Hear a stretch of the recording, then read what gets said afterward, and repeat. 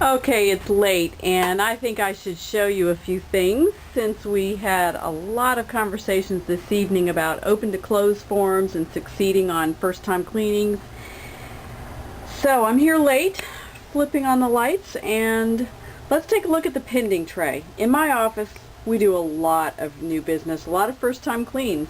You can see this huge stack of completed jobs that are new cleanings.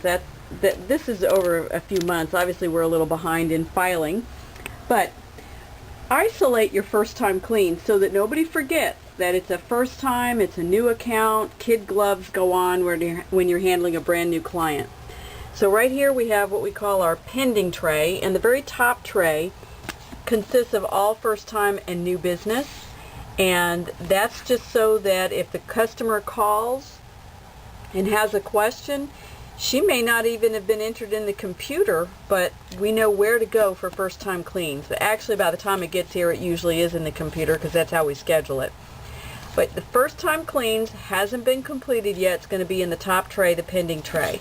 And it will be moved here first thing in the morning. The customer service rep will go and look at all the completed jobs and move it to the follow-up tray, which is where we know to make our phone calls and stick it there until we've tried 3 times to reach that homeowner.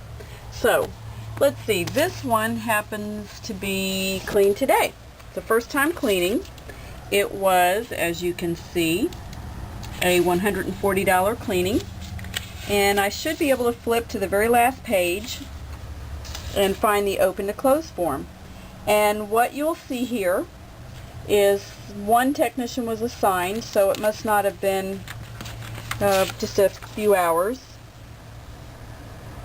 4 to 5 hour job, and the technician rated this job a 5 on the dirt scale. And let's see here, she said that nothing was broken. That's always a good sign. And the daughter was there and told Christina not to do part of the kitchen counter where the sink is. So, information we need to know so that when we do the follow-up call and the customer starts complaining about the kitchen counter not being cleaned, at least we were told by the technician when she checked out that we were supposed to skip the kitchen counter. So, heads up on that, and of course that will go in the tray. Since it's a completed job, I'll go ahead and stick it down there so they'll find it tomorrow morning. These are our follow-up calls. Tomorrow morning, the customer sales rep will call. As you can see, no calls have been made yet. She'll call and do a follow-up call. Then the next one in the pending tray is for October 31st. So this job hasn't been done yet. And so, of course, the open to close form will be blank. So let's look down here and see what else was done this week. This was a job that was a $320 job. Looks like we crossed out one price. He was quoted $384. Apparently they finished up early and we reduced his rate down to a 10-hour clean. So we must have only charged him $320. Let's find out what happened on this job. 4 ladies were assigned. They were in around 8 o'clock. They were gone by 10:10. So he didn't get charged for 12 hours, but he did get charged for 10 because that's our minimum. And apparently the cleaning tech said this place was very clean. So they finished up early and we charged him less. That should make him happy. Nothing was broken and everything came clean in their opinion. So hopefully when we do the follow-up call, he'll be thrilled. And as you can see, this is the stapled email that we sent to confirm the job.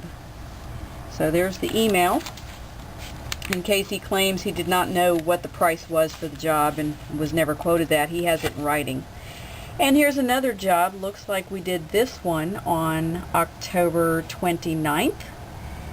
And this one happens to be an in-home bid, whereas these others were sight unseen jobs. Empty house. We did these over the phone. Empty house. This one was an estimated job. The one behind it, you can see, that's an NED.